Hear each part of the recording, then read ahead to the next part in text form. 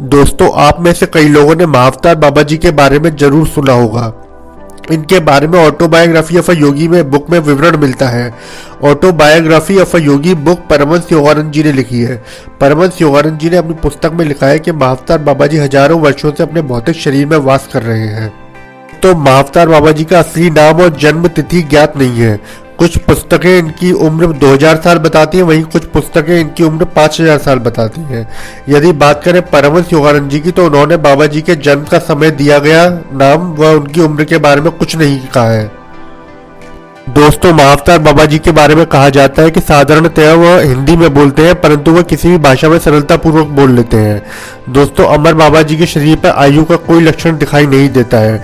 वे अधिक से अधिक 25 वर्ष के नवयुवक दिखते हैं। महाअवतार बाबा जी साधारण तौर पर कहीं भी ट्रैवल कर लेते हैं, परंतु उनका मुख्य स्थान बद्रीनाथ के आसपास का है।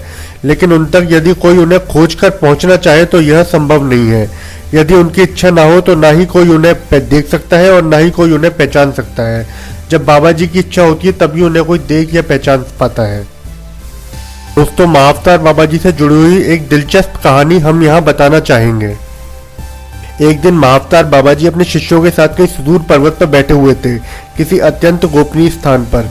अचानक से एक अपरिचित व्यक्ति के आगमन से बाबा जी की पवित्र टोली की शांति थोड़ी भंग हो गई।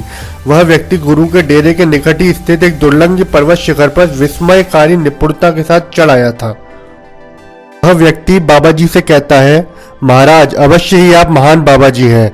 उस आदमी का चेहरा अवर्णनीय श्रद्धा और आदर से दमक रहा था। इन दुर्गम पर्वतों में मैं महीनों से आपकी तलाश में भटक रहा हूँ। आपसे इतनी ही प्रार्थना है कि आप मुझे शिष्य के रूप में स्वीकार करें। जब महागुरु ने उसकी ओर कोई ध्यान नहीं दिया तो उस आदमी ने पर्वत शिखर के नीचे पत्थरों से भरी गहरी खाई की ओर हाथ दिखाकर कहा, आप यदि मुझे स्वीकार नहीं करेंगे तो मैं इस पर्वत से कूद पड़ूंगा।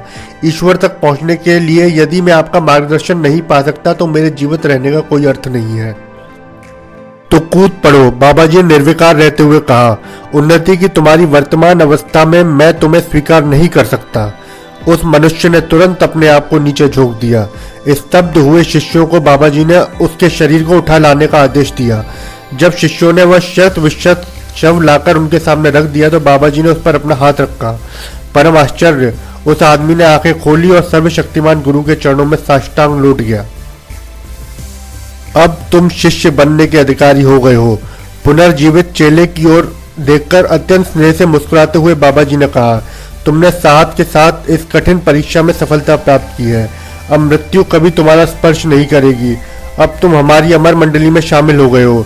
फिर उन्होंने सदा की तरह प्रस्थान का आदेश दिया। डेरा डंडा उठाओ, और पूरा दल उसी क्षण उस पर्वत से अदृश्य हो गया। दोस्तों, प्रसिद्ध संत लाहिड़ी महाशय ने बाबा जी के लिए कहा है कि ईश्वर ने बाबा जी को इस वर्तमान कल्प के अंत तक इस संसार में सशरीर रहने के लिए चुना है।